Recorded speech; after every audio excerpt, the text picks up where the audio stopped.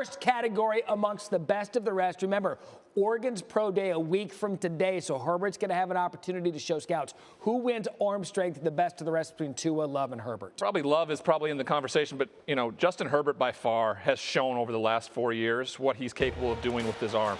Here you can look at an unbelievable throw in a game that they lost and he was struggling with, but it's a pro throw, right? It's a back shoulder throw on a dime that gets him back in this football game, and he executes better than anybody when you ask him to make pro-style throws. And again, Herbert, he has the ability. He stayed at Oregon for his senior year, so he certainly has the experience. His pro day a week from today. Mobility, big now in the NFL. Who's mobile and the best of the rest? This guy too, Justin Herbert from Oregon. What he's been able to do with the ball in his hands, not only throwing it, but running it. Here, the final play of the Rose Bowl for him offensively. Breaks it, scores his third touchdown. He runs away from corners here, right? So he has the speed, the mobility that's going to be needed in this new NFL era with what quarterbacks are doing now. The special thing about him, watch his teammates get his back here, right? He gets blasted in the back of the end zone. Mobility, arm strength, leadership, we don't have it on here, but he's got it. And he's got the size, too. I mean, a lot of people going into last year into the offseason thought that he may be the top overall pick coming out of the draft. Stayed his senior year, projected somewhere around 5, maybe to the Dolphins in the latest mock draft from Armel Kiper, Todd McShay. All right, field awareness.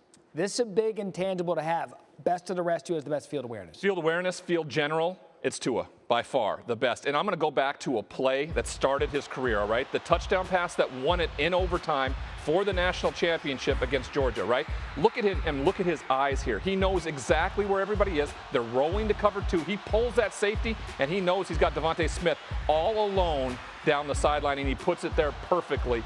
He is a field general. He understands what's going on the field. That's why the awareness is so good. He wins that in this test. All right, so should the medical come back clear from Tua, April 9th is when we expect him to work out at Alabama's pro day and his own pro day at that. Okay, now we go highest ceiling. This is a player that might be a little bit raw at this point, but could potentially be the best of this quarterback class. Who do you believe that is and why? I think it's Jordan Love, all right? I know Todd McShay loves him and, in fact, picks him over Justin Herbert. I don't know if he's quite that high, but what he's been able to do at Utah State, get better every single year. He's accurate.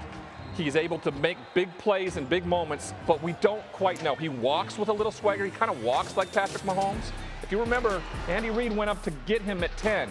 You know, that's a spot that Jordan Love may be looking at where a team actually moves up to get him and knows that if they get him in the first round, they get that 5th year with the option, which allows him to develop even more. So there's your 4 quarterbacks, I think, or 3 quarterbacks right there that are going to give Joe Burrow a run for his money. And, you know, we've been talking about domino effect all week with the quarterback position, especially Tom Brady. That could have an impact on the draft, which is why we're talking about this in pro days just around the corner. Hi everyone, thank you for watching ESPN on YouTube. For more sports, more analysis, download the ESPN app.